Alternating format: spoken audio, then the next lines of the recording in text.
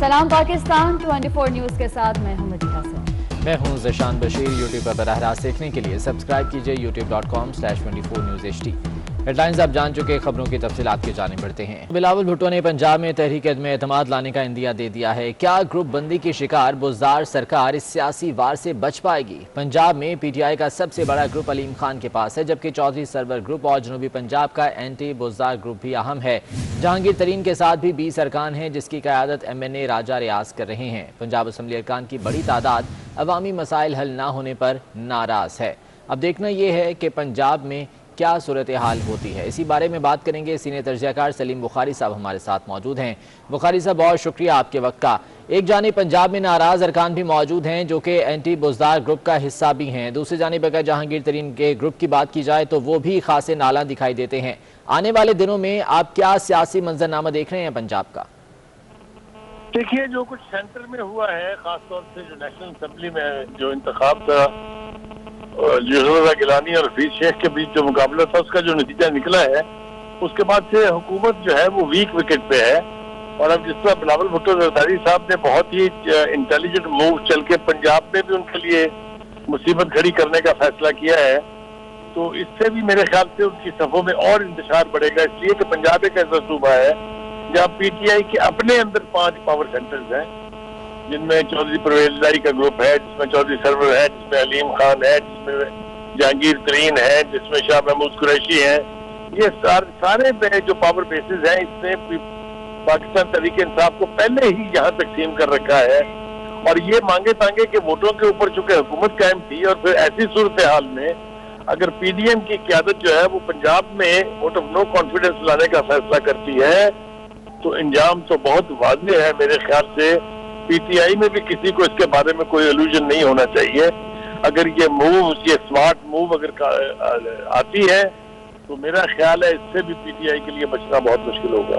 ठीक है, सलीम बुखारी साहब साथ ही मौजूद रहिएगा। तर्जियाकार आसमा शिराजी साहिबा हमारे साथ मौजूद हैं, उनसे इस हवाले से बात करेंगे। आसमा शिराजी साहिबा, बहुत शुक्रिया आपके वक्त का।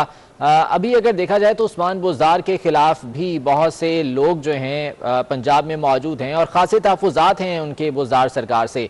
आप समझती हैं कि आने वाले दिनों में उस्मान बुज़दार को, पाकिस्तान तहरीक इंसाफ को पंजाब में मुश्किलात का सामना हो सकता है? जी, जाहिर है कि ये मुश्किल तो हमेशा से सर पे लटकती रही, लेकिन उसके लिए जो एक वो नंबर था और उनके जो अलायंस में है, चौधरी परवेज इलाही साहब का नाम भी आता रहा, और वो इत्तेहादी है इस वक्त हुकूमत के, उस हवाले से अब ज्यादा वल्नरेबल हो चुके हैं साथ साथ, क्योंकि कल से जब से सूरत हाल बदली है, तो और आज बिलावल भुट्टो साहब ने भी कह दिया कि पंजाब से हम मूव का करेंगे और सबसे पहले वहां से हम आगाज करेंगे। तो पाकिस्तान डेमोक्रेटिक मूवमेंट इसके ऊपर पहले से ही बात कर रही थी और राब्ते भी होते रहे, जिसमें चौधरी परवेज इलाही साहब का नाम भी आता रहा। पाकिस्तान मुस्लिम लीग नवाज, उसके लिए उसको मनाने की कोशिशें अभी भी की जा रही हैं और उसकी कोशिशें भी की गई ताकि अगर वो मान जाए, क्योंकि ज़ाहिर बड़ा नंबर जो है वो पाकिस्तान मुस्लिम लीग नवाज के पास है। तो अब तक की जो सूरत हाल है उसमें तो ये महसूस होता है कि PMLN एतराज कर रही है कि अगर तहरीक-ए-एतमाद आए तो उसके लिए PDM का कोई जो शख्सियत है उसको आना चाहिए, ना कि जो जिन लोगों की कम सीटें हैं, कम नशिस्तें हैं, उनको कैंडिडेट बना दिया जाए वजारत आला के लिए।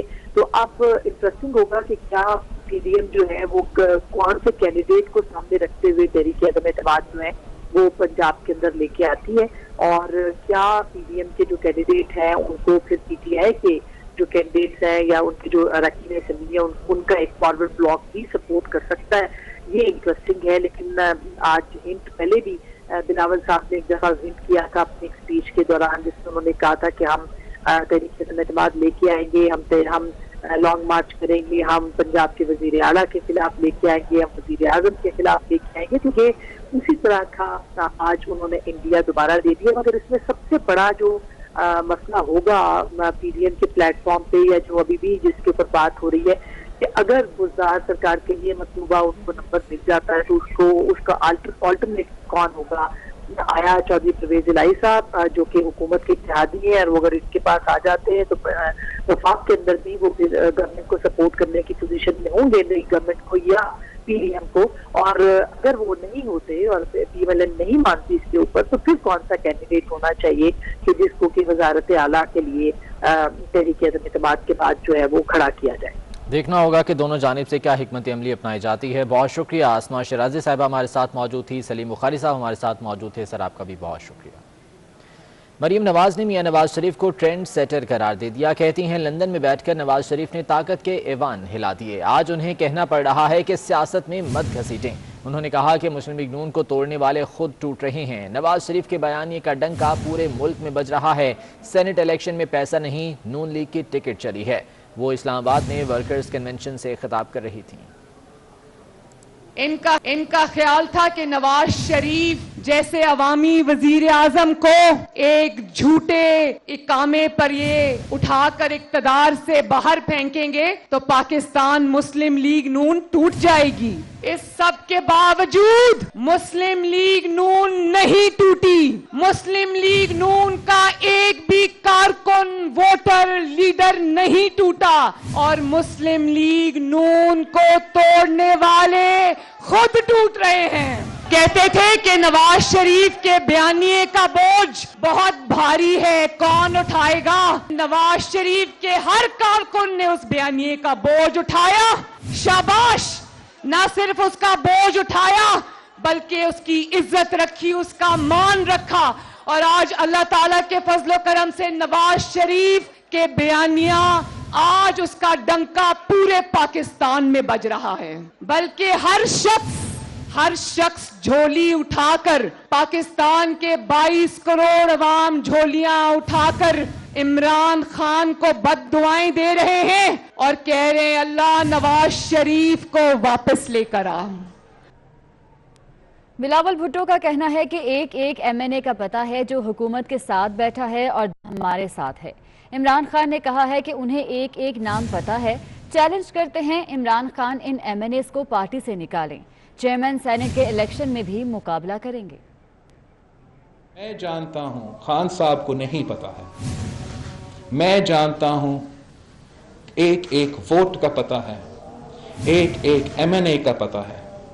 मुझे पता है कि कौन आपके साथ बैठे हैं मगर दिल हमारे साथ है। मुझे पता है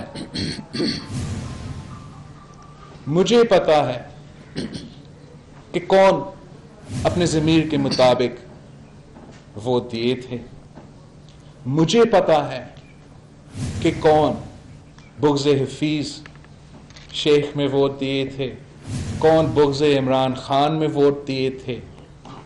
हम जानते हैं कि आपके MNAs भी जानते हैं कि आपने उनका एक काम ही नहीं किया, एक ईंट भी नहीं लगाया, करोड़ों रोजगार का दावा करके एक भी नहीं दिया। हम जानते हैं कि कितने आपके मेंबरान नेशनल असेंबली समझते हैं कि वो अपने शक्ल अपने इलाके में दिखाने को काबिल नहीं है। हम जानते हैं कि कौन अगला इलेक्शन तीर पे लड़ना चाहते हैं। हम जानते हैं कि कौन अगला इलेक्शन शेर पे लड़ना चाहते हैं। हम आपको चैन से नहीं बैठने देंगे। आपने 3 साल से हर पाकिस्तानी का जीना हराम कर दिया। आर्मी चीफ से जर्मन सफीर ने मुलाकात की है। ISPR के मुताबिक मुलाकात में बाहमी दिलचस्पी के उमूर और खत्ते की सिक्योरिटी सूरत हाल पर तबादला ख्याल किया गया, जबकि अफगान अमन अमल और मुख्तलिफ शोबों में ताउन पर गुफ्तगू की गई। जनरल कमर जावेद बाजवा ने कहा कि पाकिस्तान जर्मनी के साथ ताल्लुकात को खुसूसी अहमियत देता है। आर्मी चीफ ने 5वीं पाक जर्मनी स्ट्रेटेजिक डायलॉग के इनाकात को भी सराहा। आर्मी चीफ से जर्मन सफीर ने मुलाकात की है। ISPR का कहना है कि इस मुलाकात में बाहमी दिलचस्पी के उमूर और खत्ते की सिक्योरिटी सूरत हाल पर तबादला ख्याल किया गया, जबकि अफगान अमन अमल और मुख्तलिफ शोबों में ताउन पर गुफ्तगू भी हुई। जनरल कमर जावेद बाजवा ने कहा कि पाकिस्तान जर्मनी के साथ ताल्लुकात को खुसूसी अहमियत देता है। आर्मी चीफ ने 5वें पाक जर्मनी स्ट्रेटेजिक डायलॉग के इनाकात को भी सराहा। Chairman joint chiefs of staff committee general Nadeem Raza ने आज़रबाईजान का दौरा किया। ISPR के मुताबिक chairman joint chiefs of staff committee ने आज़रबाईजान के सदर इल्हाम एलियो से मुलाकात की। जनरल नदीम रजा आज़रबाईजान के वज़ीर दिफा, रियासती सलामती के चीफ समेत फौजी क़यादत से भी मिले। इन मुलाकातों में 2 तरफ़ा दिफाई और सिक्योरिटी ताल्लुकात पर तबादला ख्याल किया गया। मुलाकात में दो तरफा ताउन के फ़रोग पर भी तफसीली गौर किया गया, जबकि मसला कश्मीर और अफगान तनाज़े समेत इलाकाई सलामती की सूरत हाल पर भी गुफ्तगू हुई। Chairman joint chiefs of staff committee general Nadeem Raza ने आज़रबाईजान का दौरा किया है। ISPR का कहना है कि chairman joint chiefs of staff committee ने आज़रबाईजान के सदर इल्हाम एलियो से मुलाकात की। जनरल नदीम रजा आज़रबाईजान के वज़ीर दिफा, रियासती सलामती के चीफ समेत फ़ौजी क़यादत से भी मिले और इन मुलाकातों में दो तरफा दिफाई और सिक्योरिटी ताल्लुकात पर तबादला ख्याल किया गया।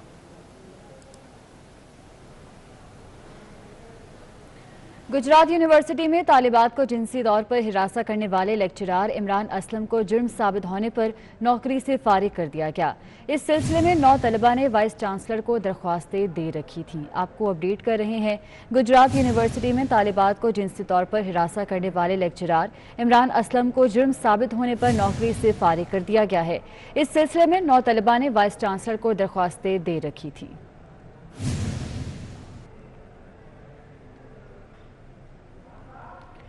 और अहम खबर से आपको आगाह करेंगे। चेयरमैन सेनेट सादिक संजरानी और साबिक वज़ीर आज़म नौमुंतखब सेनेटर यूसुफ रजा गिलानी के दरमियान राब्ता हुआ है। उस्मान खान हमारे साथ मौजूद है, उनसे मज़ीद तफसीलात जान लेते हैं। उस्मान खान, बताइएगा किन किन अमूर पर तबादला ख्याल किया गया है? जी बिल्कुल, चेयरमैन सेनेट सादिक संजरानी और साबिक वज़ीर आज़म और नौमुंतखब सेनेटर सैयद यूसुफ रजा गिलानी के दरमियान टेलीफोनिक राब्ता हुआ है। चेयरमैन सेनेट सादिक संजरानी ने यूसुफ रजा गिलानी को सेनेटर मुंतखब होने पर मुबारकबाद दी है। चेयरमैन सेनेट सादिक संजरानी और यूसुफ रजा गिलानी के दरमियान मुलाकात भी तय पाई गई है। जराये के मुताबिक आज शाम 7 बजे यूसुफ रजा गिलानी की रिहाइशगाह इस्लामाबाद FA2 में सादिक संजरानी गिलानी से मुलाकात करेंगे और उनको मुबारकबाद भी देंगे। साथ ही साथ मुल्की मजमूई सियासी सूरत-ए-हाल और आइंदा आने वाले सेनेट इंतखाबात पर तबादला ख्याल किया जाएगा। जी ठीक है, बहुत शुक्रिया आपका। सेनेट इलेक्शन में किसके कितने वोट टूटे, सियासी हलकों में नई बहस छिड़ गई है। इसी मामले पर बात करेंगे। सीनियर तजज़ियाकार हामिद मीर साहब हमारे साथ मौजूद हैं। हामिद मीर साहब, बहुत शुक्रिया आपके वक्त का। यूसुफ रजा गिलानी साहब और हफीज शेख साहब के इलेक्शन में अपोजिशन की बड़ी जमातों मुस्लिम लीग नून और पीपल्स पार्टी के लोग भी इधर से उधर हुए हैं। ये बाज़ हलकों की जानिब से राय दी जा रही है। सर, आप क्या कहेंगे इस हवाले से? देखिए, ये तो आसिफ जरदारी साहब खुद कह रहे थे कि जो यूसुफ रजा गिलानी साहब हैं उनको 20 वोट ज्यादा मिलने चाहिए थे, लेकिन उनको हफीज शेख से सिर्फ 5 वोट ज्यादा मिले हैं। और उन्होंने ये भी बता दिया था कि उनके जो मेंबरान कौमी असम्बली है उन पर दबाव था। तो दूसरी तरफ हुकूमत जो है वो भी परेशान है कि उनके लोग भी आगे पीछे हो गए हैं। तो इसमें तो बिल्कुल कोई शक की गुंजाइश नहीं है कि मुस्लिम लीग नून के रहनुमा मोहम्मद जुबैर साहब जो हैं उन्होंने परसों ये कहा था कि हमारी पार्टी के लोगों को फोर्स किया जा रहा है कि वो यूसुफ रजा गिलानी को वोट ना दे। और कल फिर जवेद लतीफ साहब ने, शायद खान अब्बासी साहब ने, राना सनाउल्लाह साहब ने इसकी तस्दीक की थी। तो इसमें कोई शक नहीं है कि जो अपोजिशन पार्टियां हैं उनके भी वोट आगे पीछे हुए हैं। लेकिन हुकूमत के जो मेंबरान पार्लियामेंट हैं, कौमी असम्बली के जो मेंबर हैं, वो भी बड़ी तादाद में आगे पीछे हो गए। इसलिए जो हफीज शेख साहब हैं वो जीत नहीं सके। तो अभी एग्जैक्ट फिगर सामने नहीं आई है, लेकिन ये बात तय है कि अगर हुकूमत के लोग हैं वो उन्होंने हफीज शेख को वोट नहीं दिया तो अपोजिशन के भी बहुत से लोगों ने गिलानी साहब को वोट नहीं दिया। ठीक, बहुत शुक्रिया आपके वक्त का। सीनियर तजज़ियाकार हामिद मीर साहब हमारे साथ मौजूद थे।